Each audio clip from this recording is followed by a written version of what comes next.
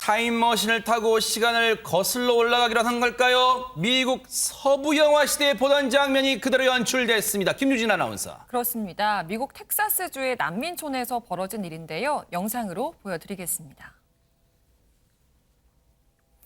미국과 멕시코 국경에 위치한 리오그란데 강.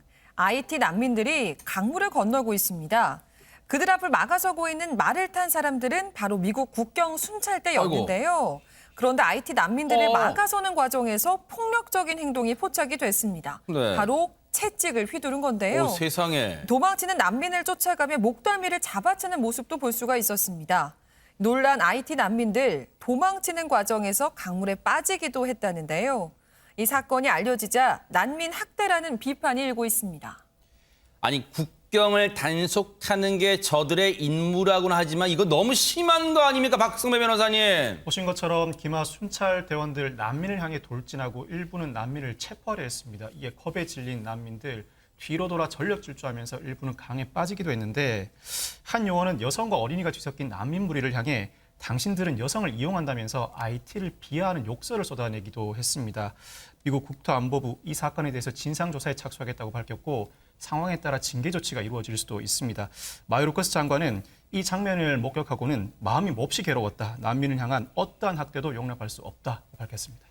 지금 논란이 커지다 보니까 카멀라 해리스 미국 부통령도 이에 대해서 비판의 목소리를 냈고요. 그리고 IT 난민 얘기도 들어보시고 이어가 보도록 하겠습니다. Fully support what is happening right now, which is a thorough investigation into exactly what is going on there. But human beings should never be treated that way. Hay una cosa se llama banda de gangster. 아프간 사태 때 탈레반들이 자국민들한테 채찍 휘두른다고 전 세계가 비판했었잖아요. 지금 이런 모습이 과연 뭐가 다릅니까? 50보 100보 아닙니까? 인권을 강조한다는 미국 그 민낯이 그대로 드러난 거 아닙니까? 이런 생각도 해봅니다. 자, 그런가 하면 지난 50년간 아무 일 없던 화산이 폭발했다 이런 얘기가 들려오고 있습니다. 최재봉 교수님. 예, 그렇습니다. 북아프리카 대륙 서쪽에 있는 스페인령 카나리아 제도의 라팔라 섬이라고 섬이 있습니다. 이 네. 섬에서 지난 19일 날 화산 분화가 시작됐다고 하는데 그 모습을 영상으로 소개해 드리도록 하겠습니다. 네네. 네, 지금 보시는 영상 시커먼 연기에 뒤덮인 하늘을 보시는 건데요. 온 마을도 잿더미에 파묻혔습니다. 세상에. 새빨간 불길은 멈출 줄 모르고 타오르고 있고요. 화산재가 섞인 시뻘건 불기둥이 300에서 350m로 치솟았다고 하고요. 비행기 엔진 소리 같은 굉음도 토해냈다고 하는 소식이 전해지고 있습니다. 아이고. 거대한 줄기를 이룬 용암은요. 산을 타고 마을로 흘러내려와서 민가 그리고 도로를 불태우며 이동했다고 합니다. 네. 주민들은 생필품을 챙겨서 급하게 대피를 했고요. 아이고. 인명피해가 아직까지는 발생하지 않았지만 앞으로 최대 80일까지 화산 활동이 지속될 거라는 관측이 나오고 있어서 우려를 낳고 있는 상황입니다. 지금 뭐 급하게 닥치는 대로 얼른 중요한 것만 들고 나왔지만 주민들은요 하루아침에 지금 터전을 잃어버리신 분도 많을 것 같아요. 주민 얘기 들어보시고 이어가 보도록 하겠습니다. Porque te digo, este ha hecho mucho destrozo. El otro prácticamente no destrozó nada. Nada. Y este es un desastre, un desastre. El penacho está ahora mismo en su parte más alta, el penacho de gases de SO2 está en 3.000 metros de altitud. 인명피해가 없었다는 게 천만 다행입니다만 진짜 하마터면 큰일 날 뻔했습니다. 그러니까요. 저렇게 엄청난 화산이 폭발했고 뭐 엄청나게 많은 사람이 지금 피신을 한 상황 아니겠습니까? 그래서 스페인 총리 페드로 산체스 총리 같은 경우도 유엔 총회를 참석하려고 했지만 결국 급하게 취소하고 라팔라 섬에 가서 현장을 주의했다고 하고요. 맞아요. 국가 재난이 먼저잖아요. 그렇습니다. 네. 예, 엘파소 등 4개 마을에 있는 주민들 모두 다 대피령이 내려졌고 지금 당국은 섬 인구의 8분의 1이 긴급 대피시켰다고 하고요. 아이고. 그리고 이 섬에 지난 1971년도에 화산이 한번 폭발한 적이 있었고 시뻘건 불길 보세요. 예, 네. 저 이제 71년 이후에 그 다음에 지금 두 번째로 화산이 폭발한 건데 이 대규모 화산 폭발이 3주 동안 계속될 거다라는 전망이 나오고 있어서 주민들을 상당히 불안에 떨게 하고 있습니다. 네. 이렇게 지금 주민들은 불안에 떨고 있는데 스페인 장관이라는 사람이 망언을 했다면서요, 양재민 변호사님. 네, 스페인의 한 장관이 화산 폭발을 두고 멋진 쇼다라고 표현을 해서 굉장히 논란이 일고 있는데요. 레이스 마로토 장관입니다. 지난 19일에 라디오에 이제 출연을 해서 얘기하기로 라팔만은 안전하다라면서 관광객들은 섬으로 가서 이 특이하고 멋진 쇼를 직접 보고 즐길 수 있다라고 이야기를 한 겁니다. 그래서 피해를 받은 많은 국민들로부터 비판을 받고 있는 상황입니다. 이 사람인가 봐요. 제정신입니까? 이 제정신이에 지금 주민들은 삶의 터전을 잃고 지금 급히 피난을 하고 있는데 대피를 하고 있는데 저게 멋진 쇼라고요? 지금 자기가 지금 산업통상관광부 장관, 관광이 들어가는 장관 자리에 있다고 그런 망발을 할 수가 있는 겁니까? 정말 저 자리에 앉아있지 오래 앉아있지 못할 것 같다 이런 생각도 해봅니다. 그런가 하면 조금 전에 잘못된 말 한마디로 문매를 맞는 사람이 있는가 하면 잘못된 행동으로 거센 비난을 받는 사람도 있다고 합니다. 김유진 아나운서. 네, 이번에는 우리나라에서 있었던 일인데요. 대구 중구 공평로의 평화의 소녀상을 둘러싸고 이런 일이 벌어졌다고 합니다. 영상으로 만나보시죠. 소녀상에 다가간 남성 둘이 마치 소녀상을 조롱하는 듯한 행동을 합니다. 한 명은 소녀상 머리를 장난스럽게 쓰다듬고 있는데요.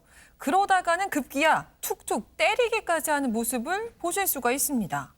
이 모습을 본 다른 한 명, 일행 행동을 제지하기는커녕요. 이게 마치 재밌다는 듯이 휴대전화를 꺼내들어서 촬영까지 하는 모습입니다. 저 버르장머리 없는 사람들 대체 누굽니까? 안진용 기자님. 네, 이런 어리석고 부적절한 행동을 한 남성들 알고 보니 외국인이었습니다. 허허. 네, 이 외국인들은 이 소녀상이 무슨 의미를 내포하고 있는지 잘 몰랐던 것 같은데요. 이 영상은 한 동영상 플랫폼에 올라온 직후부터 비난이 쏟아졌습니다.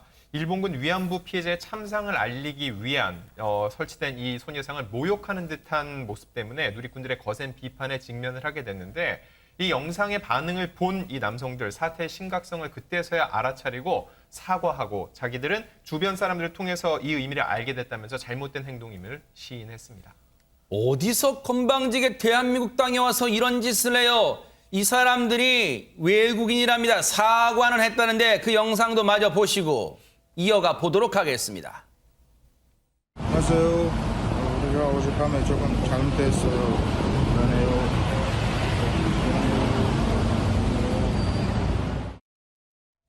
저게 저런 짓을 해놓고 뒤늦게 사과하면 다 압니까? 최전봉 교수님. 부족하죠. 그리고 조금 잘못했다니요. 잘못을 많이 했죠. 조금 한 게 아니고. 나중에라도 반성을 하려면 제대로 반성을 하는 게 맞다고 보고요. 네. 소녀상뿐만 아니라 국민 모두에게 저는 잘못을 시인하고 반성해야 한다고 생각을 해요. 다만 이제 누리꾼들은 의견이 좀 분분합니다. 이제 저처럼 이렇게 분노하는 분도 계시고 또 일부에서는 외국인이다 보니 잘 몰라서 그런 건데 사과했으면 됐다라고 얘기하는 분들도 있는데 어쨌든 중요한 건 이 소녀상이 갖고 있는 건 단순히 그냥 동상의 의미가 아니에요. 상징성이 있잖아요. 위안부 할머님들 그 아픔과 고통을 전 세계에 알리려는 의지를 보여주는 그런 동상이기 때문에 그냥 동상과는 다릅니다. 저런 네. 모습을 보이는 건 너무너무 잘못됐고 그래서 한 시민 모임에서는요. 소녀상이 상징물의 성격도 있기 때문에 이런 모욕은 더 이상 발생해서 안 된다는 차원에서 경찰에 수사를 요청하겠다라고 얘기를 하고 있는 상황이고요. 일각에서는 이런 일이 재발하지 않도록 하기 위해서 CCTV를 다 설치하자 이런 주장도 있고 네. 또 한편에서는 외국인들이 알아볼 수 있도록 안내문을 쓰자. 저희가 네. 어떤 의미가 있고 이 소녀상이 갖고 있는 의미가 뭔지 하는 부분을 잘 설명하는 안내문 설치도 필요하다. 이런 주장을 하고 있습니다. 네티즌 분들이 정말로 이 일리가 있는 대안을 제시해 주신 것 같아요. 그동안 우리가 저 소녀상을 건립하는 데에만 치중했지 제대로 알리기에는 오히려 소홀하지 않았나 그런 생각이 들어요. 다시는 이런 일 없기를 좀 기대해 보도록 하겠습니다. 그런가 하면요. 보면서도 믿기지가 않는 사고가 일어났다고 합니다. 양재민 변호사님. 네, 아르헨티나에서 있었던 일인데요. 도로를 달리던 차량이 빗길에 미끄러지게 됩니다. 그러면서 정말 의외의 장소에서 발견이 되는데 이 의외의 장소 현장 모습이 담긴 사진이 준비되어 있습니다. 네. 함께 만나보시죠. 도로를 달리다가 빗길에 미끄러진 승용차 한 대입니다. 근데 보이시나요? 차량이 공중으로 날아올라서 저렇게 버스 정거장 지붕 위로 떨어진 건데요. 설마요? 앞뒤가 조금 파손이 되기는 했어요. 그런데 버스 정류장 위에 네 바퀴 모두 정확하게 저렇게 안착이 돼서 누가 주차를 해놓은 건가 싶을 정도로 정말 보면서도 믿기지가 않는 사진입니다.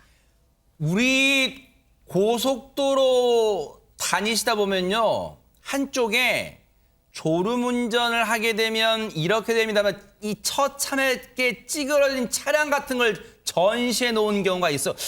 혹시 기준기로 저 차량 올려놓은 거 아닙니까, 최재문 교수님? 그게 아닙니다. 어허. 신기하잖아요. 저 어허. 운전자가 누군지 아세요? 그 인근에 있는 파출소 소장이에요.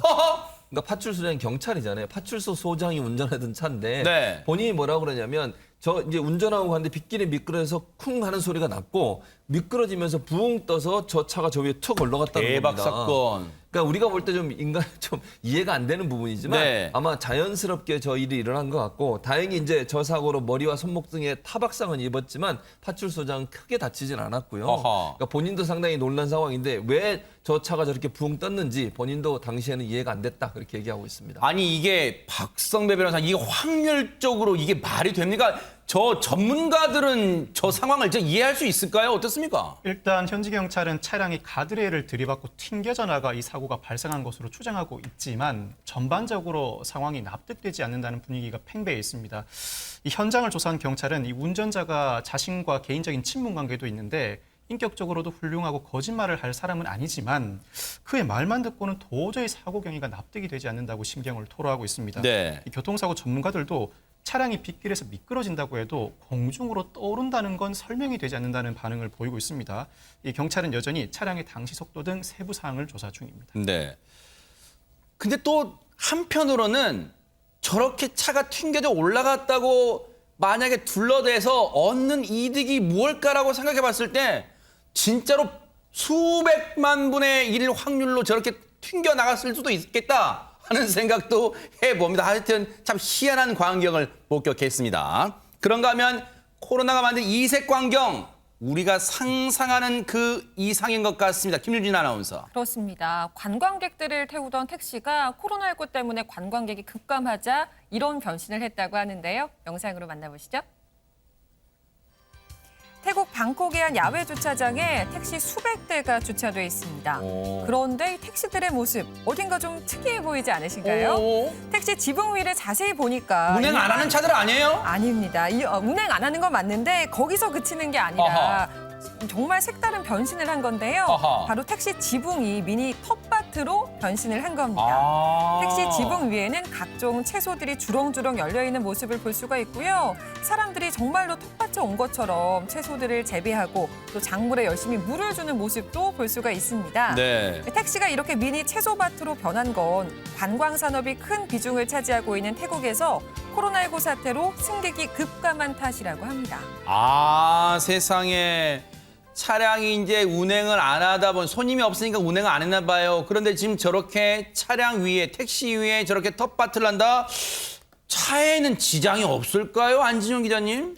네, 저 차량들은요, 방콕의 한 택시 회사 소유인데요. 사실 이 코로나19로 운행이 안 되면서 운전을 하던 기사들도 전부 다 고향으로 가버렸습니다. 더 이상 저 차량을 운전할 수가 없게 된 거죠.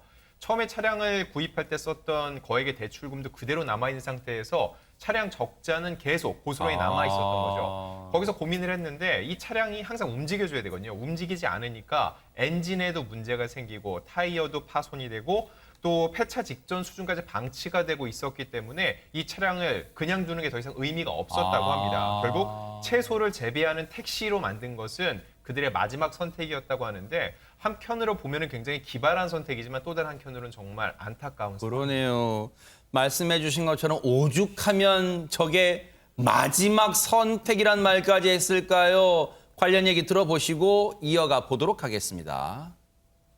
ก็มีการคุยกันว่าเอางี้ไหมปลูกผักไว้จิ้มน้ำพริกเลย เพราะว่ารถจอดก็ไร้ค่าแล้วคันหนึงเป็นล้านๆน่ะปลูกผักอ่ะเพราะว่ามันเหมือนเศษเหล็กแล้วมันจอดมาเป็นปีแล้วโครงการนี้เขาตั้งขึ้นมาก็คือให้ทางพนักงานน่ะมีอะไรทำจะได้ไม่เครียดถามว่าเราผ่อนคลายไหมมันก็ผ่อนคลายบ้างแต่ว่ามันก็อาจจะไม่ได้ช่วยอะไรได้มากอะนะคะถึงจะเก็บทานได้ทางที่จะให้ทั้งพนักงานแล้วก็คนขับมาเก็บทานได้อะไรอย่างเงี้ยมันก็ช่วยได้แค่ส่วนเดียวอะค่ะรัฐบาลก็น่าจะมีส่วนอื่นเข้ามาช่วยได้มากกว่านี้ 그야말로 택시의 변신은 무죄다 이런 말을 할 수 있을 것 같은데 아니 근데 양준인 변호사님 저 택시 그 차량 위뿐만 아니라 뭐 트렁크나 차량 내부도 활용할 수 있을 것 같은데요. 이게 사실 지붕에서는 이제 텃밭을 이용해서 채소를 재배를 하는데 그 택시의 보닛 위를 보시면 폐 타이어를 이렇게 설치를 해서 연못으로 만들어서 거기에서 무려 20마리의 개구리를 저렇게 키우고 있다고 합니다. 그래서 사실 저렇게 텃밭을 이용해서 가꾼 그 채소들 같은 경우에는 지금 뭐 택시 기사라든지 그 회사의 직원들이 가져가서 먹고 있는데 이게 수확량이 많아지면 일반 소비자에게도 판매할 예정이라고 하고요. 네. 사실 운전기사라든지 회사 관계자들은 우리는 이렇게라도 생계를 유지해야 되는 상황이다라고 말을 하고 있어서 좀 네. 안타까움도 듭니다. 참 어떻게 보면 피눈물 나는 생존 투쟁의 현장이다 이런 생각을 해보니까 좀 가슴이 아려옵니다. 그런가 하면요. 백발의 어르신이라고 함부로 얕잡아보다 큰 코 다치는 걸 여실히 보여줍니다. 안진용 기자님. 네, 러시아로 가볼 텐데요. 길거리에서 강도를 제압한 한 할머니가 있습니다. 영상을 통해서 이 할머니 만나보시죠. 한 할머니가 길을 걸어가고 있는데요. 갑자기 그 뒤에서 누군가가 빠르게 쫓아오기 시작을 합니다. 그러더니 할머니의 가방을 낚아채려 하는데 아이고. 자신의 가방을 뺏기지 않으려는 할머니, 그대로 강도에게 이렇게 이끌려갑니다. 하지만 이 할머니 힘에서 결코 밀리지 않고 자신의 가방을 계속해서 꼭 붙들고 있는 모습인데요. 허허. 도로 위에서 아찔한 실랑이가 계속되던 중 넘어져 있던 할머니가 강도를 손으로 힘껏 지금 보시는 것처럼 밀쳐냅니다. 허허. 그리고 이 상황을 지켜보던 누군가가 뒤쫓아오면서 강도는 그대로 도망가 버렸습니다. 이야, 주변에 아무도 없던 상황에서 정말 큰 봉변당할 뻔했습니다. 박승배 변호사님. 70세로 추정되는 이 여성 힘에서 강도에 밀리지 않았을 뿐만 아니라 나중에는 한 손으로 강도를 밀어내기까지 합니다. 생각지도 못한 상황에 맞닥뜨렸지만 여기서 가방을 빼앗겨버리면 더 이상 찾을 수 없다는 생각에 초인적인 힘이 발휘된 것 같은데 한편으로는 강도가 그대로 도망가 버리고 더 큰 강력 범죄로 이어지지 않아 다행이라는 생각이 듭니다. 네. 힘없는 노인, 힘없는 어르신이라고 얕잡아 봤겠지만 정말 큰 코 다쳤다. 저런 생각 드는데 저 주랭랑친 강도 어떻게 됐을까요? 관련 영상 보시고 이어가 보도록 하겠습니다. Дернул, женщина упала, получается, с бордюра. Вот. Но я пытался руку уже вытащить, потому что она руку саму мою закрутила вместе с сумкой. Пытался выдернуть руку. Получается, волок ее по полу. Вот. Как руку освободил, убежал. Конечно, не стал ничего брать, убежал. 지금 인터뷰하는 사람이 최재봉 교수님 무슨 잡은 경찰이 아니라 그 절도 미수범이네요. 네, 뻔뻔하죠. 뻔뻔해요. 뻔뻔하고 뭐 자기는 아무것도 안 가지고 그냥 도망갔다고 그러는데 그 시도한 것 자체가 범죄인 겁니다. 저건 말이 안 되는 얘기고요. 더 황당한 얘기는 경찰이 들려줬는데 네. 22세예요. 저 용의자가. 22세 용의자가 나중에 위스키병을 들고 현장에 다시 왔다는 거예요. 그래놓고 사과를 했대요. 사과를 했는데 이게 본인이 지금 아무것도 안 훔쳐서 도망갔으니까 문제가 없다고 생각할지 모르지만 경찰은 강도 미수 혐의로 형사 처벌을 할 가능성이 높아졌다 이렇게 볼 수 있습니다. 네.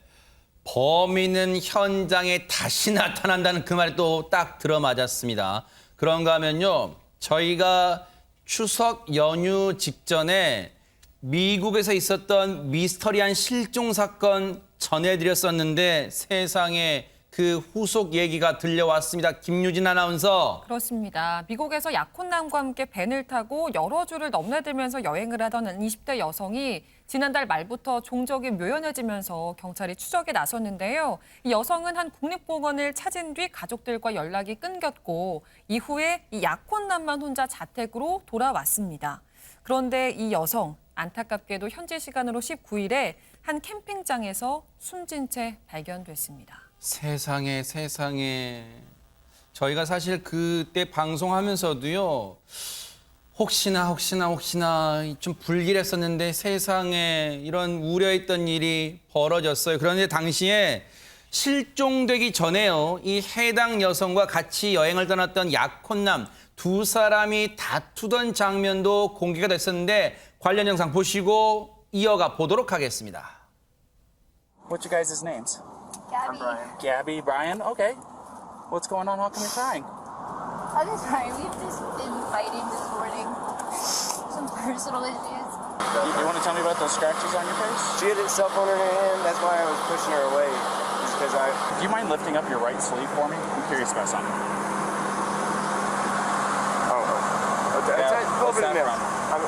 I suppose fingernails, but I'm not complaining. I'm not complaining about Is fingernails. it bruised or tender or anything like that? No. Okay. I'm fine, and I love Gabby. I hope she doesn't have too many complaints about me. 당시에는 저렇게 경찰들 앞에서 출동한 경찰들 앞에서도 뻔뻔하게 별로 저간의 사정을 숨기는 듯한 뉘앙스를 줬어요. 그런데 이번 실종 사건에 여전히 풀리지 않는 의혹들이 있다면서요, 박성배 변호사님. 이 두 사람은 여행을 하면서 유튜브에 영상을 올리기도 했습니다. 영상에는 두 사람이 입맞춤을 하거나 그네를 타는 등 사이좋은 모습이 담겨 있는데 이후 딸은 실종됐고 남성은 혼자 돌아왔죠. 이 여성, 딸 어머니에 따르면 딸이 마지막으로 보내온 문자가 이상하다고 합니다. 즉 왜요? 여행 중에 네. 이 여성이 스탠, 즉 할아버지를 도와줄 수 있는지 물어보는 문자 메시지를 보내왔는데 이 여성의 어머니에 따르면 이 여성이 할아버지를 스탠으로 부른 적은 한 번도 없다고 합니다. 또 여성의 변호사에 따르면 이 여성이 요세미티에서는 서비스 불가라는 문자 메시지를 보내왔는데 그 이후로 휴대전화 자체가 15일 동안 전원이 꺼져 있었다고 합니다. 아하. 그렇다면 혹시 최진봉 교수님, 예. 이미 이 여성한테는 신체에 뭔가 위해가 가해졌고 이 문자 메시지는 그 여성 말고 누군가 다른 사람이 보냈을 가능성이 있는 거 아닙니까? 그럴 가능성이 있죠. 지금 뭐 그 여성, 피해 여성의 어머니 되시는 분이 이렇게 얘기했다고 하면 평소에 가족한테 했던 얘기하고 다른 얘기를 하는 거잖아요. 왜냐면 우리 그런 거 알잖아요. 가족은 알잖아요. 평소에 알죠. 어떤 말투, 어떤 문자 형식 그런 거 보내는 거 알잖아요. 당연하죠. 네. 아는데 그런 형식이 아니었어요. 그럼 다른 사람이 보냈을 가능성 충분히 예측해 볼 수 있는 거죠. 그래서 이거는 사실은 같이 있었던 약혼남, 이 사람을 가장 의심할 수밖에 없어요. 아하. 지금 이제 경찰이요, 이 사망한 여성의 그 부검을 했는데 1차 부검에서는 타살은 분명한 걸로 보여집니다. 그래서 타살은 맞는데 구체적인 사망 원인에 대해서는 아직 정밀 분석이 안 되고 있어서 기다리고 있는 상황이고요. 네. 타살은 맞고 사망 원인에 대해서는 좀 더 조사가 필요하다고 지금 얘기하고 있는 상황인데 문제는 네. 이 약혼남이라는 사람 혼자 돌아왔다 그랬잖아요. 네. 그러면 경찰 수사에 적극적으로 협조해야 되잖아요. 네. 자기 사랑하는 사람이고 자기 약혼녀잖아요. 네. 약혼녀가 갑자기 사망을 했어요. 같이 있었던 사람이 본인이에요. 그럼 가장 의심을 받을 수밖에 없는데 묵비권을 행사하고 있어요. 허허. 그러면 더 이상한 거 아닙니까? 네. 상식적으로 생각해서 같이 있어서 아무 문제 없었다고 하면 사실 있는 그대로 얘기해야 될 텐데 네. 본인이 묵비권을 행사한다. 이 자체가 상당히 의심스러운 상황이다. 이렇게 볼 수 있을 것 같습니다. 묵비권을 행사하는 거에 그치지 않고요. 지금 이 사람에 대해서 그동안 경찰이 체포를 하지 않다 보니까 지금 행방이 묘연하답니다. 지금 상황은 이렇게 돼 있는데 이 약혼남이라는 사람은 지금 종적을 얻으려는 걸 감췄단 말이에요. 더더욱 의심을 받는 상황. 이 사람에게 뭔가 확실한 답을 들어야 저간의 사정을 알 수 있지 않을까 그런 생각해보는데요. 여성의 죽음이 억울하지 않도록 뭔가 사건을 명명백백히 밝혀야 될 것 같습니다. 자, 그런가 하면 코로나19 상황 좀 알아볼까요? 전 세계 코로나19 때문에 시위까지 벌어진 곳도 있다고 합니다. 박성배 변호사님. 최근 호주 빅토리아주에서는 델타 변이 확산으로 멜버른 등을 대상으로 외출 금지를 포함한 봉쇄령이 내려진 상황입니다. 특히 건설 현장이 코로나19 확산의 주 원인으로 지목되면서 2주간 폐쇄 명령이 내려졌는데요. 네. 그러다 수천 명의 사람들이 건설 현장 폐쇄와 백신 접종 의무화에 반대하며 격렬한 시위를 벌이고 있습니다. 그 모습 영상으로 확인해 보시겠습니다.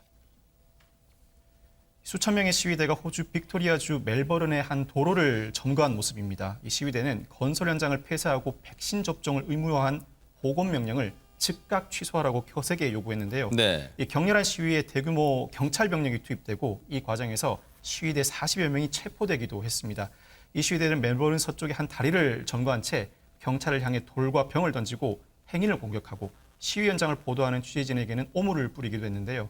곳곳에서 경찰과 시위대가 대치하면서 혼란스러운 모습이 계속해서 연출되고 있습니다. 자, 저런 시위는요, 격화하면 격화할수록 오히려 이 주민들, 시민들에게 고스란히 피해가 갈 텐데요. 관련해서 호주 총리 얘기 들어보시고 이어가 보도록 하겠습니다. Those events in Melbourne of the protests are very concerning, and that is unacceptable behaviour, and particularly at a time when those in Victoria are dealing with lockdowns and many other stresses. Then this is very concerning, but I can understand that people would be concerned about the shutdown of the construction industry. These are important jobs and they will return. We will get through this, but the protest activity and what we've seen there I think is highly distressing, and that is not an appropriate response to trying to deal with an outbreak of this nature. 사실 건설 현장을 2주간 폐쇄, 즉 봉쇄한다는 거 사실 이거 받아들이기 좀 힘든 면도 없지 않아 있었을 거예요, 안진용 기자님. 네, 호주는요 그동안 봉쇄령이 가장 강했던 나라입니다. 멜번뿐만 아니라 지난해 3월부터 비시민이나 비영주권자 같은 경우 외국인들의 출국, 입국을 아예 금지를 해왔거든요. 네. 사실상 국경을 봉쇄해왔다고 할 수 있는데요. 네. 그동안 이렇게 몇 달 동안 이어오면은 코로나가 퇴치될 줄 알았는데 그렇지 않았다는 거죠. 그래서 이 봉쇄 전략을 점차 바꾸고 있습니다. 네. 어떻게 바꾸냐면은 끝내 이런 전략을 포기하고 백신 접종률을 끌어올려서 점진적으로 규제를 완화하기로 결정을 한 겁니다. 네. 그래서 늦어도 크리스마스까지는 국경을 개방해서 팬데믹 시작 이후 세계에서 가장 엄격한 곳으로 불렸던 호주가 국경을 점차 열겠다는 방침입니다. 아하. 어쨌든 지금 코로나19로 전 세계가 고통하고 신음하고 있습니다. 그런가 하면요, 미국에서는 브라질 대통령이 이런 일을 겪었다고 합니다. 김유진 아나운서. 네, 백신을 접종하지 않은 상태로 유엔 총회 참석자 미국 뉴욕을 찾은 보우소나루 브라질 대통령이 이런 수모를 겪었다고 하는데요. 영상으로 만나보시죠. 지난 19일 보우소나루 대통령이 뉴욕 맨해튼 거리에서 참모들과 피자를 먹고 있는 모습입니다. 네. 현재 뉴욕시는 음식점 등 실내 시설에 백신 미접종자 입장을 금지하고 있기 때문에 백신 접종을 하지 않은 브라질 대통령 측은 실외에서 식사를 한 것으로 추정이 되는데요. 이런 길거리 식사를 두고 수모라는 시선에도 브라질 대통령 측은 아랑곳하지 않는 듯 환하게 웃고 있는 모습이 눈길을 끌었다고 합니다. 네. 백신을 접종하지 않아서 미국 뉴욕 식당에 들어가지 못하고 저렇게 길거리 식사를 했는데 저곳에서는 별로 아랑곳하지 않았잖아요. 그런데 저런 모습이요. 미국 뉴욕 총회 연설회장에서도요. 이런 모습까지 연출했습니다. 한번 보시고 이어가 보도록 하겠습니다. Apoiamos a vacinação. Contudo, o nosso governo tem se posicionado contrário ao passaporte sanitário ou a qualquer obrigação relacionada à vacina. Desde o início da pandemia, apoiamos a autonomia do médico na busca do tratamento precoce, seguindo recomendação do nosso Conselho Federal de Medicina. Eu mesmo fui desses que fez tratamento inicial. Respeitamos a relação médico-paciente na decisão da medicação a ser utilizada e no seu uso off-label. Não entendemos porque muitos países, juntamente com grande parte da mídia, se colocaram contra o tratamento inicial. A história e a ciência saberão responsabilizar a todos. 사실 최재문 교수님, 이 브라질 대통령은 평소에 구설에 오를 만한 말과 행동을 많이 한 걸로도 또 전 세계적으로 알려졌잖아요. 그렇습니다. 네. 이 사람이 이제 뭐가 문제가 되고 있냐면 본인은 사실 그 치료제가 아직은 완벽하게 나오지 않았어요. 임상 실험을 하고 있지 치료제는 지금 현재 코로나19 치료제는 없습니다. 입으로 먹는 치료제는 없는 상황인데 근데 본인은 뭐라고 얘기했냐면요. 말라리아 치료제나 구충제가 코로나19 치료제로 쓰자고 주장을 했었어요. 그거는 의학계에서 확인되지 않았고 네. 방역당국이나 이런 데서 전혀 검증이 안 된 내용을 가지고 자기는 먹고 치료가 될 수 있다고 주장한 것도 문제가 됐고요. 또 하나는 본인은 코로나19에 걸렸다고 회복됐기 때문에 자연항체가 있다. 이렇게 주장을 했는데 사실 이제 의학계나 방역당국은요. 그래도 백신을 맞아야 된다고 그래요. 왜냐하면 이게 자연적으로 예를 들면 코로나 걸려서 항체가 생기는 것과 이 백신을 맞고 생기는 것은 차이가 있거든요. 그리고 백신을 걸린 사람이 백신을 맞으면 훨씬 효과가 커요. 그런 차원에서 본다면 우리나라 같은 경우도 코로나19에 확진됐던 분들도 다 백신을 맞게 하고 있거든요. 그래서 본인 안 맞겠다고 주장을 하고 있는 상황이고 또 하나 이제 이런 경솔한 발언을 계속 하다 보면 또 하나 이런 말도 있네. 백신 맞고 악어가 될 수 있다. 그러면 당신이 책임질 건가? 뭔 소리예요, 이거는? 잖아요. 백신 맞고 어떻게 악어가 됩니까? 지금 저 여기 있는 분들 거의 다 백신 다 맞았는데 악어 된 사람 아무도 없잖아요. 그럼 말도 안 되는 주장을 해가지고 논란이 되고 있고요. 네. 이 사람이 뉴욕에서 지금 이제 방문을 했잖아요. 유엔 총회 방문을 했는데 저 방문한 방문단 중에 수행원이 누구냐 보건장관이 있어요. 이 보건장관이 코로나19 확진이 돼가지고 뉴욕에서 지금 자가격리 중이에요. 그런 상황인데 물론 본인은 음성이 나와서 뭐 다행일 수는 있지만 이렇게 제대로 잘 관리 안 하다 보면 확진될 수 있다는 모습을 보여주는 아주 중요한 사례가 된다. 이렇게 말씀드릴 수 있습니다. 글쎄요, 저런 모습을 보는 브라질 국민들은 글쎄요, 환영의 박수를 보낼까요? 아니면 참담한 심정일까요? 정말 궁금해집니다. 지금 다른 나라 걱정할 때가 아닙니다. 우리의 추석 연휴 동안의 코로나 확진자 현황은 어떻습니까? 김유진 아나운서. 네, 추석 연휴 기간 동안에 코로나19 검사를 받은 사람의 숫자가 평소보다 3분의 2 수준으로 줄었는데도 불구하고요. 코로나19 신규 확진자 수는 금, 토, 일, 월 4일 연속해서 요일별 역대 최다를 기록을 했습니다. 그래요. 그만큼 상황이 좋지 않은데요. 오늘 발표된 코로나19 신규 확진자 수는 1,716명. 이 중에서 1,300명 가까이가 수도권에서 나왔습니다. 문제는 지금도 확진자 수가 많은 편인데 연휴 기간에 고향을 방문한다든지 아니면 휴식을 위한 여행을 떠나면서 전국적인 이동이 좀 많았잖아요. 네. 그 여파가 다음 주부터 본격적으로 좀 반영이 될 것으로 보여서 우려가 커지는 상황입니다. 허허. 여러분 아시는 것처럼 추석 특별 방역 기간이라 해가지고 바로 오늘까지 이제 시행이 됐었잖아요. 그때 추석 연휴 동안에 글쎄요, 연휴를 보낸 국민들의 풍경, 모습은 어땠을까요? 지금 말씀하신 것처럼 이제 특별 방역 기간을 마련해서 8명까지, 백신 접종자 4명을 포함해 8명까지 모일 수 있도록 했거든요. 그래서 8명까지 모이는 모습이 있었고, 이제 가족이 많은 분들은 날짜를 나눠서 모이는 경우가 많았다고 해요. 네. 그러니까 첫날은 첫째, 둘째, 예컨대, 둘째 날은 셋째, 넷째 이렇게 와라 집에. 이렇게 해서 모이는 경우가 8명까지 모일 수 있는 그 방역 대책에 맞게 가족들이 모이는 모습이 있었고 또 하나는 공원묘지 같은 경우 4명까지 가서 성묘를 할 수 있었거든요. 그런 모습들이 4명이 함께 가서 성묘하는 모습도 좀 보였고요. 다 또 한 가지 우리 국민들 보면요. 성묘하면서도 마스크 절대 안 벗었어요. 참 진짜 우리 국민분들이 방역수칙 준수를 너무너무 잘해주세요. 너무 진짜. 잘해요. 그래서 저런 모습 보면서 정말 힘들고 어렵지만 그 잠깐이라도 부모님 뵙고 성묘 가서 조상의 어떤 어를 새기고 이런 모습은 코로나에서 계속됐지만 방역에 열심을 다하는 국민들의 모습은 또 좋은 모습으로 보여줬다고 말씀드릴 수 있습니다. 자, 오랜만에 명절을 찾아서 왜냐하면 이 가고 싶은 마음은 어쩔 수 없으니까요. 오랜만에 명절 찾아서 가족들 만나보신 분들 표정 좀 보시고 이어가 보도록 하겠습니다. 거의 2년 동안 우리 가족 구성원이 13명이었는데 계속 못 모이다가 올 추석에는 8명까지 가능하다고 그래가지고 8명 우리 식구가 다 모여서 간만에 이렇게 추석 보내니까 너무 좋습니다. 하루빨리 좀 코로나가 이게 진정이 돼서 끝났으면 너무 좋겠습니다. 올해 추석은 아무래도 작년보다는 코로나 접종도 높아졌고 작년보다는 훨씬 나아진 것 같고 저 활동적인 것 같고요.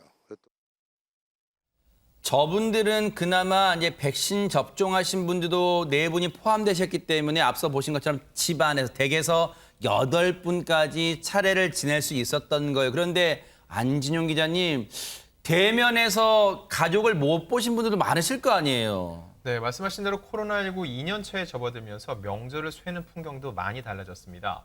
이 성묘 혹은 차례 역시 비대면으로 진행이 됐는데요. 고향에 가지 못한 분들은요, 화상통화를 하면서 함께 차례를 지내기도 했고요. 그리고 한 가족 추모 공연 같은 경우는요, 18일부터 닷새간 연휴간 아예 운영을 하지 않았습니다. 아니, 그러면 거기에 조상을 모신 분을 어떻게 하냐 하는데 그 전에 미리미리 다녀와서 성묘객이 몰리는 것을 방지하자는 거였죠. 네. 그리고 이 명절 기간 동안은요, 추석 당일 온라인으로 차례를 지낼 수 있도록 배려를 해서 직접 만나지 않더라도 뭐 자녀들로서 이렇게 예를 갖출 수 있도록 많은 배려를 해왔다고 합니다. 네.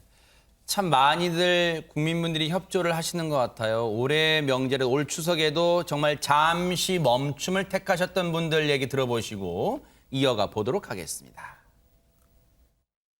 다음 명절 때는 우리가 다 같이 모여갖고 우리 조상님께 차례를 올리도록 하자. 그래. 아빠 빠른 시일 내에 보도록 해요. 그래. 안녕. 박서방도 건강하고 다음 차례 때 보자. 안녕. 코로나 상황에서 뭐 정성껏 준비를 했는데 근데 뭐 아무래도 상황이 이래서 가족들이 다 못 모이니까 참 그런 게 아쉽습니다. 뭐 다음 명절 때부터는 우리가 모든 가족이 다 모여서 이렇게 풍요로운 한가위를 보냈으면 합니다. 양지민 변호사님, 그러면 코로나19 상황 때문에 고향 방문을 포기하셨던 분들, 그럼 모두들 그냥 다 댁에 계셨던 거예요? 그건 아닌 것 같습니다. 우선 제주도를 좀 살펴보면요. 지난 17일부터 22일까지 6일 동안 제주를 찾은 입도객이 무려 25만여 명으로 추산이 되고 있는데요. 추석 연휴가 시작되기 전에는 당초에 한 20만 명 안팎에 머물 것이다라고 예측이 됐었어요. 근데 그 예측보다 훨씬 웃도는 숫자를 기록을 했고요. 저 수치면 거의 여름 휴가철 맞먹는 것 같습니다. 그렇습니다. 그만큼 정말 많은 인파가 몰렸습니다. 네. 그리고 또 이런 인파가 몰린 곳은 경기도 용인의 한 놀이동산이었는데요. 관광객들이 너무 많이 모여서 주차장이 정말 가득 찰 정도였다라고 하고요. 네. 그렇게 많은 관람객들이 모여서 동물원을 둘러보고 또 놀이기구를 탔다고 합니다. 네. 그리고 또 연휴를 맞아서 서울 시내로 오는 분들도 있었는데요. 경복궁 같은 경우에도 나들이에 나선 사람들로 굉장히 좀 북적였다고 합니다. 야, 그 우리가 뭐 이름만 대면 알만한 그 경기도에 있는 그 놀이공원, 그리고 서울 곳곳에도 이제 전통시장 많잖아요. 그곳에도 지금 보신 것처럼 북적북적. 왜냐하면 뭐 차례상 음식도 준비할 겸 또 이렇게 방문하신 분들 많으실 거 아니에요. 근데 여기가 앞서 말씀드린 그 놀이공원이에요. 저 주차장 보세요. 정말 빽빽합니다. 누가 보면요, 외국에 차 수출하는 그 주차장 같아요. 그렇게 차가 빽빽하게 줄고, 여기는 망원시장입니다. 비단 망원시장만 그러겠어요? 앞서 말씀드린 것처럼 서울에 그 유명한 전통시장 많단 말이에요. 다 저렇게 발 디딜 틈 없고, 저기 거리두기 별로 지켜지지 않는 것 같죠. 물론 마스크는 대부분 다 쓰고 계신 것 같아 천만다행입니다만, 저렇게 밀집이 지금 되고 있는 상황이고, 앞서 보셨죠? 그리고 이 전통시장, 그다음에 이 놀이공원 이런 데 많은 사람들이 붐비다 보니까 지금 이 추석 연휴가 끝나고 나서 어떻게 될까 지금 걱정이 커질 수밖에 없습니다. 이동량도 많았을 것 같아요. 박성배 변호사님. 이번 추석 연휴 기간 중에 고향을 찾은 가족끼리 접촉한 뒤 확진된 사례들이 계속 나오고 있습니다. 강원도를 예로 들어드리면 네. 원주의 한 70, 80대 노부부는 수도권에서 온 아들과 며느리를 접촉한 뒤 확진 판정을 받았습니다. 이 태백의 60대도 수도권에서 온 30대 아들과 접촉한 뒤 확진 판정을 받았고, 인천의 미취학 아동 2명은 춘천의 외할머니를 찾았다가 3사람 모두 확진 판정을 받기도 했습니다. 하하. 진짜 이거 걱정이 커요. 우려했던 일이 지금 벌써부터 이 곳곳에서 나오고 있잖아요. 그런데 김유진 아나운서, 지금 4단계 이 방역 지침이 다시 이제 강화되잖아요. 왜냐하면 오늘까지는 추석 연휴 특별 방역 대책으로 약간 풀어준 부분이 있지만 다시 또 원래대로 돌아간다는 얘기가 있습니다. 그렇습니다. 내일부터는 사적 모임 기준이 원래대로 강화되게 되는데요. 4단계 거리두기 조치가 적용되는 수도권의 경우를 한번 예를 들어서 살펴보겠습니다. 네. 일단 저녁 6시 이전이라면 접종 여부와 상관없이 무조건 4명까지는 만날 수가 있습니다. 여기에다가 접종 완료자 2명을 추가할 수 있어서 최대 6명까지 만날 수가 있는 건데요. 저녁 6시 이후에도 최대 6명까지 만날 수 있는 건 같습니다. 다만 접종 완료자와 미접종자 비율이나 구성이 조금씩 달라지게 되는데, 이거 하나만 기억을 하시면 될 것 같아요. 저녁에 3명 이상 모일 거다라고 하신다면 백신을 안 맞은 사람은 2명을 넘기면 안 된다. 2명까지만 가능하다는 점을 꼭 알아두셔야 할 것 같습니다. 그러네요. 백신 접종 완료자가 반드시 포함돼야 된다는 것만 진짜 그게 제일 중요할 것 같습니다. 그런데 지금 내일부터 서울, 경기, 인천, 수도권 다시 4단계로 돌아가는데, 이곳은 방역 단계, 이 거리두기 단계가 좀 완화된다면서요. 어딥니까, 양재민 변호사님? 네, 바로 제주도입니다. 제주의 최근 일주일간의 하루 평균 확진자 수가 7.29명이거든요. 그래서 이 확진자 수만 본다면 사실은 2단계의 조건을 충족을 하는 상황입니다. 네. 하지만 정부의 방역 방침에 따르면 다음 달 3일까지 비수도권은 거리 두기 3단계 이상을 유지해야 된다라고 하고 있거든요. 네. 그렇기 때문에 제주도는 오늘부터 10월 3일까지는 거리 두기 단계를 3단계로 이제 하향 조정한다라고 발표를 했고요. 3단계로 하향 조정이 되면서 어떤 것들이 달라지냐라고 보면 사적 모임은 4명까지 이제 허용이 되고요. 예방접종 완료자가 포함되는 경우에는 최대 8명까지 모일 수가 있고, 그리고 오후 10시 이후에 영업이 금지됐던 대부분의 다중 이용시설의 경우에는 그 영업시간 제한이 이제 해제가 됩니다. 그리고 체육시설, 실내 체육시설 같은 경우에도 수영장을 제외한 실내 체육시설은 운영시간 제한이 해제됩니다. 네. 열흘 정도의 이 기간이에요. 오늘부터 이제 풀렸잖아요. 제주도가 3단계로 완화됐잖아요. 근데 10월 3일 개천절까지, 그 개천절 자정까지 한 열흘 정도 한 단계 완화되면 혹시라도 우려하는 일이 벌어지지 않을까요? 관련 얘기 들어보시고 이어가 보도록 하겠습니다.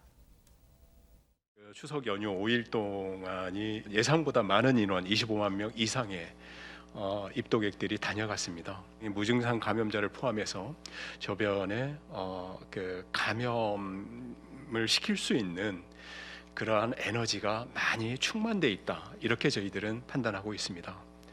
그래서 이번 주와 다음 주 초까지 일단 그 후유증이랄까, 그 다녀간 후에 확진자의 감염 경로가 분석될 것으로 파악됩니다. 그래서 저희가 내일 아침마다 지금 이런 부분에 대해서 예의주시하는 상황회의를 하고 있고 분석회의를 하고 있습니다. 이 열흘 사이에 제주도도 바짝 긴장할 것 같은데요, 안지준 기자님? 네, 무엇보다 거리두기 3단계로 하향을 했다는 게 상황이 괜찮아졌다라는 식으로 긴장감 완화로 이어질 수 있는 것을 가장 우려하고 있고요. 그렇기 때문에 방역수칙 위반 사항에 대해서는 더욱더 강력하게 무관용 원칙을 적용을 해서 대응을 하겠다는 겁니다. 그래서 만약에 집단 감염의 원인을 제공한 경우에는요, 방역조치 비용과 확진자 치료비 등에 대한 구상권을 청구하겠다는 입장을 제주도 쪽에서 내고 있고요. 또 예방접종 완료자나 코로나19 진단검사 결과 음성으로 확인된 경우에만 제주도를 방문해 줄 것을 강력히 권고하고 있습니다. 아하, 이런 가운데 백신을 2차까지 접종 완료하고도 코로나에 확진되는 경우가 계속해서 나오고 있다면서요, 박성회 변호사님. 4차 대유행이 본격화되기 시작한 지난 7월부터 돌파 감염 사례가 급증하면서 지난 12일 기준 누적 돌파 감염 사례는 인구 10만 명당 40.2명 수준에 이르렀습니다. 특히 30대 예비군과 민방위 대원이 주로 접종한 얀센 백신의 돌파 감염 추정 사례가 10만 명당 161.2명으로 가장 많습니다. 아하. 이어서 화이자, 아스트라제네카 순인데, 한편 1차와 2차 서로 다른 백신을 접종한 교차 접종의 경우에 돌파 감염 사례가 가장 낮다고 합니다. 나이대를 보면 30대가 10만 명당 110명꼴로 전 연령층에서 돌파 감염 사례가 가장 많습니다. 사실 이게 참 그래요. 왜냐하면 얀센, 여러분, 이 얀센의 특징이, 장점이랄까요? 1회 접종으로 다 됐거든요. 그래서 주로 이 군에 다녀오신 분들, 그리고 민방위로 지금 돼 있는 분들, 남성들, 또 군에 다녀오신 분들, 뭐 여성분도 마찬가지겠죠. 이 군에 다녀오신 분들 위주로 이 접종을 했단 말이에요. 그런데 그때는 1회 접종으로 끝난다고 해서 좀 반겼던 분들 많으실 텐데, 지금 결과론적으로는 그 얀센 접종하신 분들을 해서 지금 돌파 감염 사례가 지금 가장 많이 나오고 있어서 걱정이 클 것 같습니다. 그럼에도 최진봉 교수님, 정부는 백신 접종을 권고하고 있습니다. 그렇습니다. 그러니까 과학적인 근거가 있는데요. 정부에서 밝힌 내용을 보면 실험을 했어요. 약 2만 800여 명의 18세 이상 확진자, 코로나 확진자를 추적해 조사해 봤더니 확진자의 약 90% 정도가요, 미접종을 했거나 아니면 1차 접종만 했던 사람이에요. 그러니까 2차 접종까지 한 사람은 전체 10% 정도만 확진이 됐고 나머지는 돌파 감염이 안 됐다는 거죠. 그러니까 결국은 1차 접종이나 미접종을 했을 때는 돌파 감염 위험성이 높다는 걸 보여주는 사례라고 볼 수 있고요. 또 접종률이 낮은 50대 미만 감염자 10명 중에 7명이요. 백신 미접종자로 나타났어요. 그러니까 백신을 맞지 않으면 확진될 가능성이 높다는 걸 명확하게 보여주는 어떤 연구 결과라고 볼 수 있을 것 같고요. 또 하나, 방역 당국이 코로나19 위중증 환자하고 사망자 10만여 명을 추적 조사했는데요. 이것도 참 중요합니다. 백신 접종의 중증 예방과 사망 예방 효과가 77%예요. 한마디로 요약하면 혹시 돌파감이 생길 수도 있지만 중증으로 가거나 사망으로 가는 것은 77% 이상 막을 수 있다는 거예요. 그래서 혹시 돌파감이 생긴다 하더라도 접종을 해야 된다는 겁니다. 우리 이렇게 생각할 수 있잖아요. 돌파감이 생기는데 뭐하러 예방접종 맞아? 이렇게 생각하시면 안 된다는 거예요. 만약에 안 맞으면 중증으로 가거나 사망률이 높아질 수 위험성이 있기 때문에 돌파감의 위험성이 있다 하더라도 접종을 하시는 것이 중증이나 사망률을 낮추는 데 아주 중요하다 이렇게 말씀드릴 수 있습니다. 자, 지금 이렇게 뚜벅뚜벅 백신 접종률이 계속해서 돌파하고 있습니다. 70을 넘었고요. 계속해서 80%까지. 그래야 지금 정부가 말한 위드 코로나로 이 제시한 목표치까지 좀 가고 있는데 우리의 협조가 또 필요한 거 아닌가 그런 생각도 해봅니다.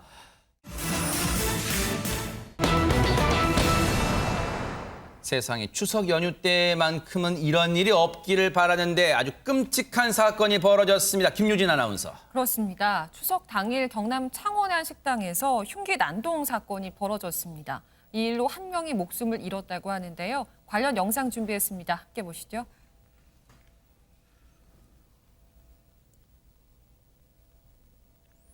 이 40대 남성이 황급히 식당을 빠져나오다가 무언가에 걸려 넘어집니다. 일어나는 남성의 손에 들려있는 건 다름 아닌 흉기였는데요. 아이고. 식당 안에서 지인과 일행 4명에게 흉기를 휘두른 뒤 달아나는 모습을 보고 계신 겁니다. 추석 당일 모처럼 지인들과 모임을 갖던 사람들, 그리고 식당 안은 흉기 난동이 벌어지면서 순식간에 참혹한 범죄 현장이 돼버렸습니다. 세상에, 그러면 저렇게 식당 안에서 흉기를 무차별적으로 휘두른 다음에 지금 주랭랑 치고 있는 장면이 포착된 겁니까? 안진용 기자님?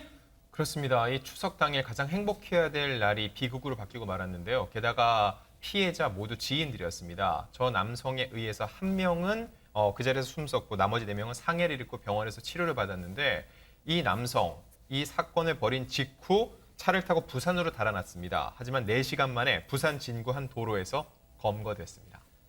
검거됐기에 일단은 이 망정이지 도주했다면 지금 다른 곳에서 또 다른 무슨 짓을 할지 모르는 상황이었습니다. 그런데 세상에 최준모 교수님, 왜 저런 참혹한 범행을 저지른 겁니까 대체? 흉 보고 다닌다는 게 이유예요. 흉 보고 다닌다고. 그게 이유에 저런 참혹한 범행을 저지른 건데 경찰의 조사에 따르면 이 사람이 평소에도 그 피해자 중에 한 사람과 사이가 안 좋았다고 그래요. 사이가 안 좋았던 이유가 뭐냐면 동네 지인들한테 자기 흉을 보고 다닌다. 이렇게 생각하면서 사이가 안 좋아졌고, 그런데 본인이 이제 술을 마시고 집으로 귀가하다가 그 자기 흉을 본다고 생각했던 그 사람이 다른 사람과 술자리를 하고 있는 거예요. 그러니까 또 그렇게 생각하는 거예요. 저 사람이 또 내 흉을 보고 있구나. 라고 생각해서 평소 차에 가지고 다니던 흉기, 그것도 이상해요. 차에 왜 흉기를 가지고 다니는지 모르겠는데 그걸 가지고 와서 범행을 저질렀다고 합니다.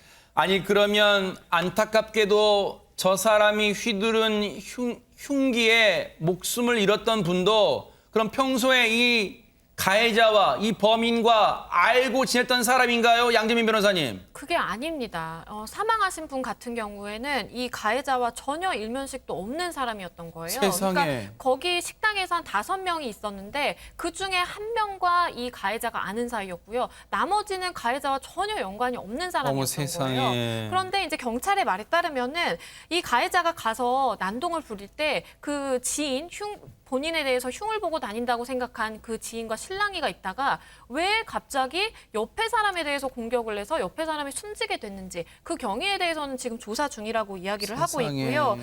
그 고향 지인을 비롯해서 다른 부상자들 같은 경우에는 다행히도 목숨에 지장은 없는 상황이라고 합니다. 이 부분에 대해서 40대 남성은 뭐라고 하고 있냐면요. 본인이 술에 취해서 정확하게 기억이 나지 않는다라고 말도 안 되는 변명을 늘어놓고 있습니다. 자기 험담을 하는 것 같다고 그 이유로 흉기를 휘둘렀는데 자신과는 일면식도 없는 애꿎은 사람이 피해를 당했으니 목숨을 잃었어요. 관련 얘기 들어보시고 이어가 보도록 하겠습니다.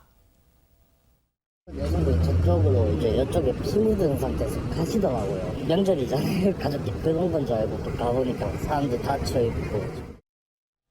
세상에, 진짜 그 추석 연휴에 명절에 이런 일이 벌어지라고 누가 상상이나 했겠습니까? 김유진 아나운서. 그렇습니다. 그렇다 보니까 주민들도 큰 충격에 빠졌는데요. 한 주민은 부상자가 혈흔을 많이 흘리고 있었다, 굉장히 참혹했다라고 당시 상황을 전하기도 했습니다.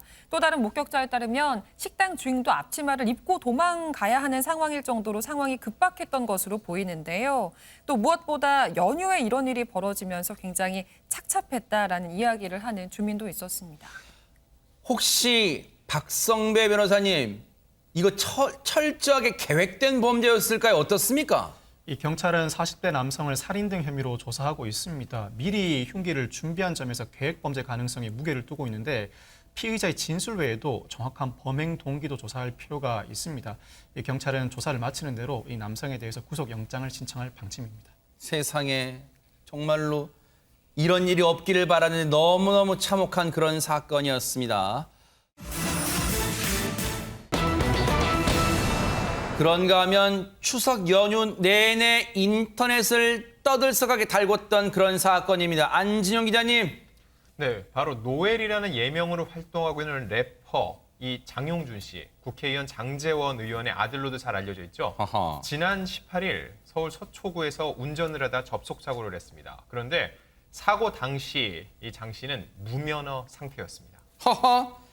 음주운전 당시 무면허 상태다? 그렇다면 박성배 변호사님, 뭔가 전에도 문제를 저질렀다는 얘기잖아요. 면허가 없다는 얘기는. 앞서 장 씨는 2019년 9월에 음주운전과 운전자 바꿔치기 혐의로 기소돼 지난해 6월 1심에서 징역 1년 6월에 집행유예 2년을 선고받았고 이 형 선고는 그대로 확정됐습니다. 즉 집행유예 기간 중에 또다시 범죄를 저지른 것인데 네. 집행유예 기간 중의 범죄에 대해서는 다시 집행유예를 선고하지 못합니다.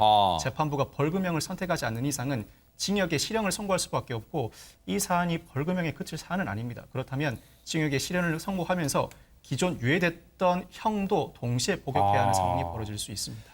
가중처벌이 불가피한데요. 지난해 1심 선고 당시의 모습 보시고 이어가 보도록 하겠습니다. 심정이 어떠십니까? 오늘 어떤 결과 예상하십니까? 피해자에게 하실 말씀 없습니까? 이 사건 지켜본 국민에게 할 말 없습니까? 오늘 어떤 결과 예상하십니까? 입이 10개라도 할 말이 없었겠죠. 그런데 더 큰 문제는 저렇게 이 적발된 이후에 저 노엘이란 사람이 경찰에게 보인 태도, 행동이 문제였다면서요, 안진용 기자님. 네, 현장에 출동한 경찰관은 당연히 음주 측정 그리고 신분 확인을 요청했습니다. 하지만 이 노엘 씨는 음주 측정을 거부했는데요. 게다가 목격자의 증언에 따르면요, 이 소리를 지르고 경찰관의 가슴팍을 손으로 밀쳤다. 그리고 다시 끌려나왔다가 머리로 들이받았다가 이런 모습을 보였다. 취해 보였다. 누가 봐도 약 아니면 술에 취한 모습이었다고 얘기를 했고요. 이에 따르면 도로교통법상 음주 측정 거부 및 무면허 운전, 공무집행 방해 혐의 등으로 결국 노엘 씨는 현행범으로 체포됐습니다. 세상에, 미성년자도 아니고 이제 철 들었을 거라고 생각하는데 나이가 21살이면요. 그런데 최진봉 교수님, 사실 노엘이라는 사람이 뭔가 구설에 오른 게 이번이 처음은 아니잖아요. 처음이 아니죠. 그래서 지금 집행유예 기간이라고 말씀을 하셨잖아요. 그 부분도 있고요. 또 하나는요. 지난 4월에는 부산 진구에서 행인을 폭행한 혐의로 송치가 됐지만 공소권 없음으로 사건이 종결되는 일이 있었고요. 또 하나 최근에 SNS에 글을 올렸는데 이것도 논란이 됐습니다. 재난지원금 이제 받는 분들 계시잖아요. 88%가 받는데 이분들을 향해서 재난지원금 받으면 좋아서 공중제비 도는 XX들 또는 이 말을 이런 표현은 안 쓰는 게 맞습니다만 친문 진영을 향해서 하는 말들이 있잖아요. 그런 말도 썼고요. 그런 말도 쓰면서 재난지원금 대상자들을 조롱하는 글도 올렸습니다. 네. 이런 부분이 논란이 되기도 했었습니다. 아니 그러면 저걸 그냥 안 받아야 되는 거예요? 거부 운동을 하란 얘기예요? 아니 재난지원금을 주면은 감사히 받는 거지. 그걸 가지고 지금 왜 자기는 그 재난지원금을 안 받아도 될 정도로 부유하게 산다는 뜻이에요. 저게 어떤 의미로 받아들여야 되는 거예요. 그런데 최진봉 교수님, 저런 행동, 1년에 지금까지 쭉 나열된 행동들이 그때마다 아버지인 장제원 의원을 곤혹스럽게 만들 거 아닙니까? 당연히 그럴 수밖에 없죠. 국회의원 신분이잖아요. 그러니까 저분은 본인 자체도 공인이라고 볼 수 있어요. 어쨌든 래퍼로 활동하고 있는 사람인데 그것과 더불어서 본인의 아버지 되시는 분이 지금 장제원 의원이잖아요. 국민의힘 의원인데. 그러다 보니까 이 아버지 입장에서 얼마나 곤혹스럽겠습니까? 아들이 한두 번도 아니고 저런 일을 계속 벌여서 사회적 물의를 일으키니까. 그래서 사과문을 올린 적도 있어요. 지난 2017년에요. 한 예능 프로그램에 출연할 당시에 사생활 관련 논란이 일어서 SNS 글을 올렸는데 국민들께 정말 죄송하다. 그리고 이제 그 노엘이 원래 이름이 용준이지 않습니까? 네. 용준이가 이 아픔을 딛고 한 단계 성숙할 수 있도록 아버지로서 노력하고 지도하겠다. 이런 얘기를 했었고 지난 2019년 음주운전 때문에 문제가 됐던 당시에도 SNS 글을 올렸는데 10년을 끝이어드리게 된 점 깊이 사과한다. 아버지로서 이루 말할 수 없을 참담한 심정이다. 이런 얘기를 했는데 문제는 이게 반복되고 있는데도 그러네요. 전혀 고쳐지지 않고 있는 문제는 네. 사과를 계속 한다고 하는 것이 과연 의미가 있을까 하는 비판에 직면할 수 있다는 문제점이 있다고 봅니다. 2017년에 아버지 장제원 의원의 사과 내용이나 2019년의 그 사과 내용이나 별반 내용은 다를 바가 없어요. 왜냐하면 입이 10개라도 아버지로서 할 말이 없겠죠. 그런데 양지민 변호사님, 일각에서는 이 경찰의 음주 측정을 거부하는 행위가 다 이유가 있다 이런 얘기도 있어요. 네, 경찰의 음주 측정을 거부하는 행위 자체가 만약에 혈중 알코올 농도가 0.2% 이상인 경우에는 형량이 더 낮기 때문에 사실은 본인이 음주 측정에 응해서 혈중 알코올 농도가 높게 나오는 것보다 그 자리에서 그냥 음주 측정을 거부하고 도망가 버리는 게 형량이 더 낮을 수 있다라는 이야기가 계속 나오는 겁니다. 네. 실제로도 이제 보시는 것처럼 법정형이 음주 측정에 불응할 경우에는 1년 이상 5년 이하의 징역인데 혈중 알코올 농도가 0.2% 이상인 경우에는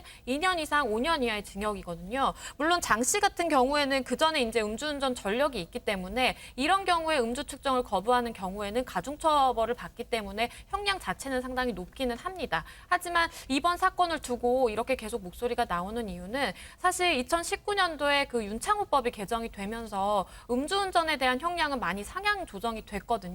그럴 때 같이 사실은 개정이 됐었어야 되는 것인데 음주 측정 불응에 대해서는 그 당시에 개정이 되지가 않았어요. 그렇기 때문에 그 법정형 간에 조금 괴리가 있다라는 지적이 계속해서 나오고 있습니다. 네.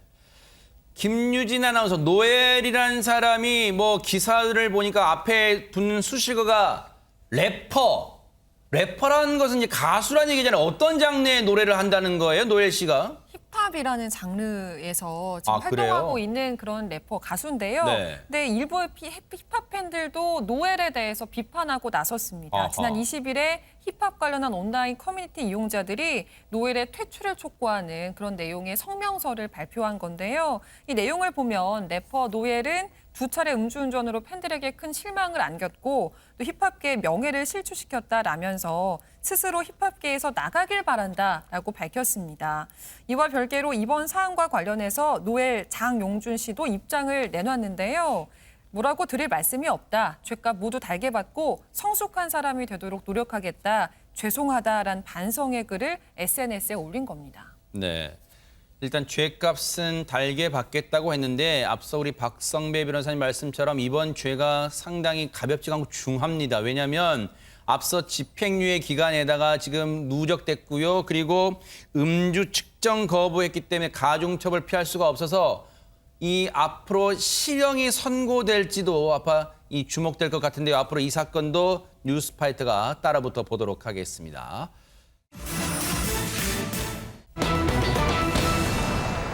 김구라 씨 얘기가 갑자기 들려왔습니다. 어찌된 일일까요? 김유진 아나운서. 네, 올해 52살인 김구라 씨의 12살 연하 아내가 추석 연휴 직전에 출산을 했다라는 소식이 들려왔습니다. 김구라 씨는 지금의 아내와 지난해에 결혼식 없이 혼인신고를 올린 그런 사이인데요. 네. 김 씨의 소속사에 따르면 산모와 아이는 지금 모두 건강한 상태라고 알려지고 있고요. 다만 성별 등에 대해서는 이 말을 아끼고 있습니다. 아하. 현재 김구라 씨의 아내는 일산의 한 병원에서 산후조리를 하고 있는 것으로 전해지고 있습니다. 네.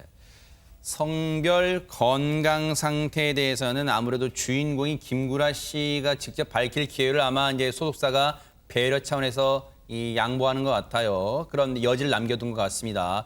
사실 그동안 김구라 씨가 이 재혼한 것도 세간의 화제였습니다만 과연 그 여성이 누굴까 그리고 어떤 모습일까 그런 것도 많은 관심을 받았었는데 영상에서 정말 사랑꾼 면모를 유감없이 보여줬습니다. 김구라 씨가 그 모습 보시고 이어가 보도록 하겠습니다. 이 정도면 30송이에요. 네. 많다. 이거는 좋아하시는 분들이신다고 하셨나요? 네, 좋아하는 분. 여자친구분? 여자친구분?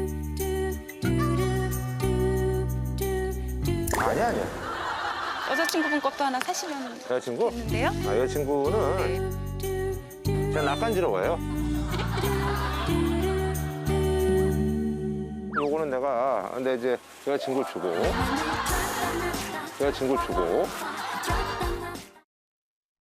저 때만 해도 사실 여자친구라는 단어에 되게 쑥스러워했고 좀 그랬습니다. 그런데 아니 근데 그 사이에 이 여자친구 그러니까 이제는 같이 사시는 분 김구라 씨의 아내분. 근데 임신했다는 얘기는 안 들렸었잖아요.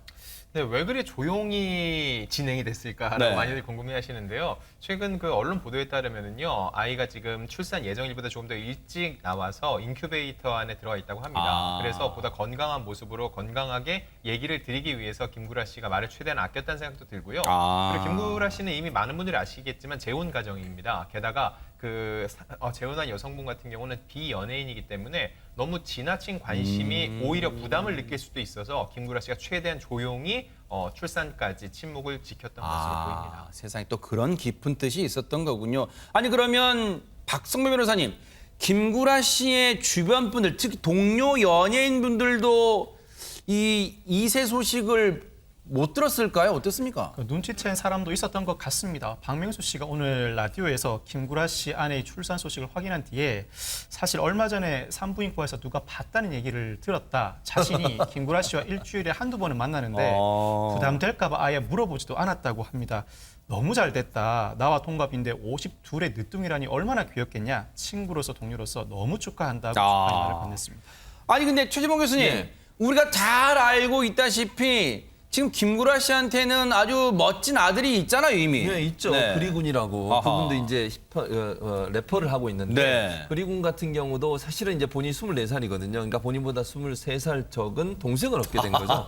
그래서 아마 본인도 좋아할 것 같아요. 개인적으로 저는 생각하는데 어쨌든 동생이 생긴 거에 대해서 특별히 다른 언급은 하지 않았고요. SNS에 무슨 글을 올리거나 이런 건 없고 그냥 조용히 있는 상태다 이렇게 말씀드릴 수 있습니다. 네, 사실 이 김구라 씨의 아들 그리군 최근에 뭔가 이 동생이 생기면 좋겠다 뭐 그런 말도 남겼다면서요. 그렇습니다. 지난 6월에 있었던 이게 일종의 암시였을까요? 뭐 그래서 그런 얘기가 나와요. 왜냐하면 임신 기간 동안 알았을 가능성이 있잖아요. 사실은. 그러겠죠. 그래서 아마 그리군이 처음에는 라디오 방송에 나와서 이런 얘기를 했어요. 본인은 원래 아이가 혼자거든요. 그러니까 형제가 없어요. 그래서 사랑을 독차지하는 게 좋아서 동생이 없으면 좋겠다고 생각을 했었는데 크고 나니까 동생 하나 있었으면 좋지 않을까라는 생각이 들었다 이런 말을 했어요. 그래서 아마 추측해서 6월이니까 그때가 아마 임신 중에 동생이 태어날 걸 미리 알고 그 얘기를 한 게 아닌가 이런 추측이 나오고 있는 상황입니다. 사실 재혼 1년 만에 이제 늦둥이 아빠가 이제 된 거예요. 이제 둘째를 보게 된 건데 혹시 주변에서도 이 재혼하신 분하고 이 2세 둘째 낳지 않아? 막 많은 관심을 가졌을까요? 양지민 변호사님? 그랬던 것 같습니다. 아무래도 김구라 씨가 그전에는 보여주지 않았던 사랑꾼 면모를 이 지금 현재 부인분을 만나시고 많이 보여줬기 때문에 주변에서도 많은 얘기가 있었는데요. 지난 7월에 방송인 김나영 씨가 혹시 둘째 계획은 없으시냐, 충분히 가능하지 않냐라는 질문을 한 적이 있습니다. 근데 김구라 씨가 그때는 굉장히 좀 당황스러워하는 모습을 보이면서 뭐 생각해보겠다라고 이제 이야기를 하고 끝났는데요. 저런 이야기가 있은 후 정확하게 2달 만에 출산 소식을 알리게 됐습니다. 네, 사실 안진영 기자님, 김구라 씨가 뭐 방송 스타일로 뭐 구설에 오르기도 합니다만 앞서도 얘기 나왔지만 아내분에 대해서는 정말 배려심이 많은 것 같아요. 네, 이렇게 알려졌다시피 지난 2015년 이혼을 했는데 그 과정에서 아내의 전처의 빚 보증 등의 문제가 있었는데 이 모든 것을 김구라 씨가 직접 책임졌다는 것이 많이 알려져 있고요. 그 후에 방송을 하면서도 아내에 대해서 언급을 종종 하곤 합니다. 지난 8월 방송에서도 이혼한 아내가 현재 제주도에 있다는 얘기를 전한 적도 있고요. 그리고 지금 현재의 아내 그리고 이혼한 아내가 스타일이 전혀 다르다는 얘기를 하면서 그 끝에 뭐 비교하는 게 아니라 그때도 나쁘진 않았다. 전처와의 관계도 괜찮았다는 얘기를 하면서 존중하는 듯한 뉘앙스를 풍겼거든요. 무엇보다 호칭 사용에 있어서 김구라 씨가 전처, 이혼한 아내가 아니라 동현이 엄마라는 호칭을 꼬박꼬박 사용을 합니다. 결국은 지금 자신의 아이의 엄마로서 네. 이혼했지만 아내를 존중하는 듯한 뉘앙스를 계속 보여주고 있습니다. 사실 또 김구라 씨 옆에는 때론 친구 같은 든든한 아들 동현 씨가 또 큰 버팀목 역할을 해주지 않나 또 그런 생각도 해보고요. 둘째 소식 건강하게 잘 자라고 있다는 소식 들려주기를 뉴스파이터도 기원해 보도록 하겠습니다. 물건에 발이 달린 것도 아니고 이게 자꾸 사라진다고 하니 이게 대체 무슨 일일까요? 김유진 아나운서. 네, 대전과 세종, 충남 일대를 돌면서 2년간 절도 행각을 벌인 40대 남성이 있습니다. 그런데 이 남성이 노린 게 귀금속도 현금도 아닌 바로 이것이었다고 하는데요. 영상으로 만나보시죠. 유유히 차로 걸어가는 이 남성, 범행을 준비하고 있는 모습입니다. 그리고는 전동 킥보드까지 준비를 하고선 출발 전에 신발끈을 묶으면서 결의를 다지는 모습도 볼 수가 있는데요. 무슨 달리기 준비해요? 그러니까요. 근데 이러려고 신발끈을 단단히 묶은 걸까요? 이후 범행 현장으로 전력 질주하는 남성의 모습을 볼 수가 있습니다. 이때 반대편에서 수상한 낌새를 느낀 경비원이 손전등을 들고 나타나는데요. 네. 그러자 이 남성, 경비원을 피해서 기둥들 사이로 몸을 숨기며 도망을 쳤습니다. 진짜 살금살금이네요. 네, 그리고 결국 이렇게 절도에 성공을 했는데요. 이 남성이 킥보드에 싣고 가는 이것이 바로 남성이 훔친 전선 다발이었습니다. 아니 2년이라는 시간 동안 나름 치밀하게 범행을 준비했을까요? 박성배 변호사님. 이 공사 현장에서 재료를 훔쳐가는 사건은 생각보다 자주 발생합니다. 이 남성이 노린 현장은 대부분 대형 공사장이었습니다. 현장이 워낙 넓어 전선을 훔쳐가도 눈에 띄지 않는다는 점을 노린 것인데 감시가 허술한 야간을 이용해 공사 현장에 침입해 전선을 가져갔습니다. 네. 특이한 점은 지인으로부터 차를 빌리지만 범행 현장과 먼 곳에 주차를 합니다. 그리고는 차에서 내려 전동 킥보드를 타고 범행 현장에 들러 전선을 훔친 다음 이 전선을 킥보드에 싣고 돌아와 눈에 띄지 않는 전략을 구사합니다. 2018년 10월부터 최근까지 2년여 동안 28차례에 걸쳐 범행을 반복해왔습니다.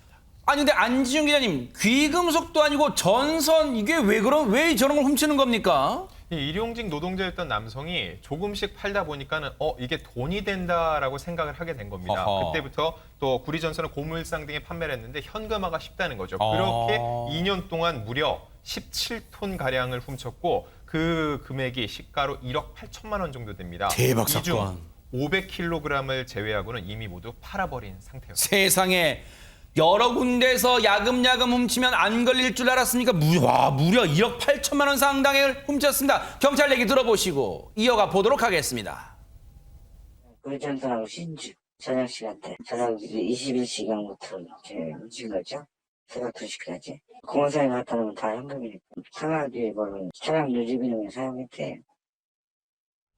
앞서 범행 현장에 무슨 웬 전동 킥보드가 있더니 다 이유가 있었군요. 그렇습니다. 전동 킥보드에 실어 나르기 위해서 또 다른 머리를 굴립니다. 뭐냐면요. 절단기를 갖고 다녀요. 절단기를 구리전선이 길잖아요. 그걸 1m 간격으로 자릅니다. 세상에. 그래야 그 킥보드에 실을 수 있잖아요. 네. 그렇게 해서 훔쳤고 또 하나는 이게 피복을 벗기면 값이 더 나간대요. 지금 사진에 나온 게 절단기고요. 피복을 벗겨가지고 3배 비싸게 팔기 위해서 피복을 벗긴 구리도 훔쳤다고 하고요. 주로 돈을 만들어 생활비나 차량 유지비, 월세 등을 납부하는 데 사용했다고 합니다. 네.